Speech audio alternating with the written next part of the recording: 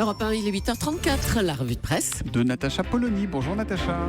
Bonjour Thomas, bonjour Julie et bonjour à tous. Ce matin, une de vos journaux, le crâne rasé et la nuque boudinée du dictateur nord-coréen après le lancement d'un missile à longue portée. Libération, Kim Folamour. Bon, évidemment, chez nous, les problèmes sont d'un autre ordre. Le Figaro, les départements étranglés par les dépenses sociales.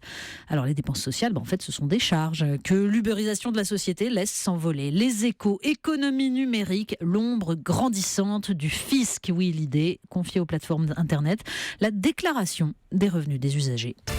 Il s'en serait bien passé, mais ce sera l'homme du jour, Jérôme Cahuzac. Ah oui, parce que lui, il est en une du Parisien avec un titre assez brutal, le procès d'un menteur. Un procès qui risque de raviver la plaie. Il était devenu, grâce à ses compétences, l'un des fils préférés de François Hollande, rappelle Frédéric Vézard, qui titre joliment son éditorial « Toi aussi, mon fisc ». L'article à côté raconte comment le ministre courtisé, l'animal politique brillant, est devenu un paria. Personne ne parle plus jamais de lui à l'Assemblée, affirme un député PS. Il lui reste quand même sa retraite de député et les quelques piges dans le domaine de l'éducation qui, nous dit le Parisien, donnent immédiatement lieu à un signalement Tracfin. Les commentaires dépassent pourtant le simple cas de l'ancien ministre du Budget. L'échéance de 2017, analyse Jean-Louis Hervois dans La Charente Libre, ne fait qu'entretenir la fébrilité générale.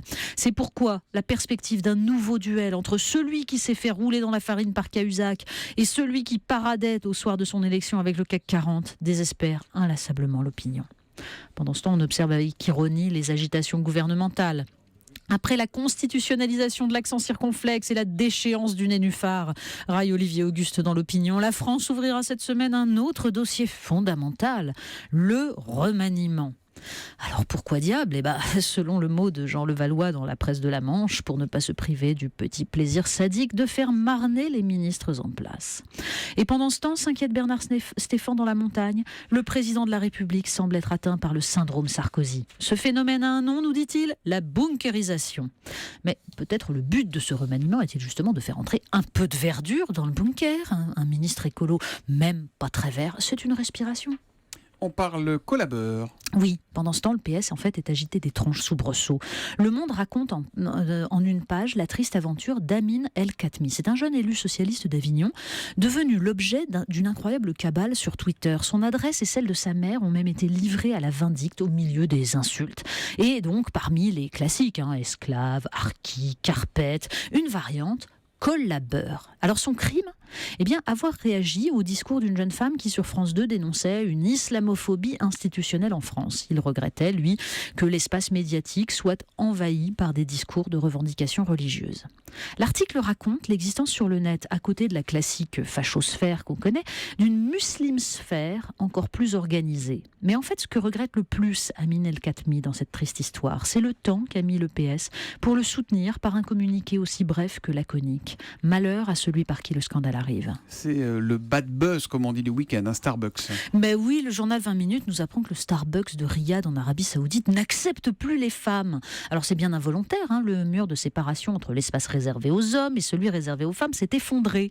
Les autorités ont donc exigé qu'on trouve une solution pour qu'hommes et femmes ne se croisent pas. Alors, d'après notre correspondante Clarence Rodriguez, qui nuance 20 minutes, aucune interdiction formelle. Les travaux dans la salle des femmes ont imposé la fermeture et la loi sur la non-mixité interdit qu'on les accueille dans le reste de l'établissement. Bon, il ne fallait pas espérer que la galanterie incite à laisser la priorité à ces dames, mais donc, il n'y a aucun problème en fait. La traçabilité. Oui, parce que le Parisien consacre une double page à une enquête de l'UFC Que Choisir sur ces industriels qui évitent soigneusement d'étiqueter l'origine des viandes qu'ils utilisent. Alors il y a un palmarès, des bons élèves et puis des autres, je vous le conseille, mais surtout le témoignage d'un repenti de l'industrie agroalimentaire qui suffit à résumer les pratiques. Alors vous avez le mélange des lots pour masquer des produits pas très présentables, des lardons qui traversent toute l'Europe, des manchons de poulet venus de Thaïlande baignant dans la Saumure pour éviter les droits de douane, miam. Il y a deux pigeons dans cette affaire, le consommateur et le producteur, avertit le président de l'UFC Que Choisir. Il faut arrêter, dit-il, de traiter l'alimentation comme n'importe quel marché. Cette approche désincarnée nous conduit dans le mur. Vous nous faites faire connaissance avec Louise à présent. Oui, ça va nous changer un peu les idées quand même, parce qu'elle est en une de 20 minutes et du site Rue 89, et c'est tant mieux. C'est une petite fille d'1 an prénommée Louise, et sa maman vient de publier un livre. La vie nous réserve des surprises. Alors la surprise, ce fut la trisomie 21 de Louise. Caroline tient depuis un journal de bord sur Facebook qui a généré un élan de sympathie absolument immense. Et cette maman déplore évidemment le peu de documentation en France, les réactions maladroites de ceux qui s'imaginent qu'on règle le problème en multipliant les dépistages avant la naissance. Mais la bouille de Louise, c'est un message d'amour pour nous rappeler que la médecine n'est pas infaillible et ne remplacera jamais le respect de la différence et l'aide aux plus faibles. On finit là encore avec 20 minutes. Mais oui, 20 minutes qui nous racontent aussi comment un policier russe a développé une méthode assez particulière pour en finir avec les stationnements gênants.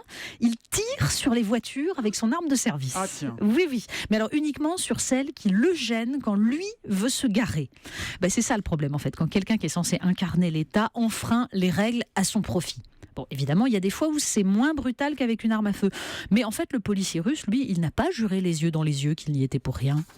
La revue de presse de Natacha Polony. Vous serez peut-être d'accord pour qu'on ait une pensée qu'on a dédiée à Jacques Camus, cette revue de presse, Mais bien sûr. ancien PDG éditorialiste du quotidien régional de la République du Centre, qui est disparu vendredi. Excellent éditorialiste, et donc que j'ai 70 ans. souvent cité dans cette revue de presse, parce qu'il avait une plume absolument acérée et vivante. La revue de presse de Natacha Polony qui revient demain à 8h30 sur Europe 1. À demain Natacha. À demain.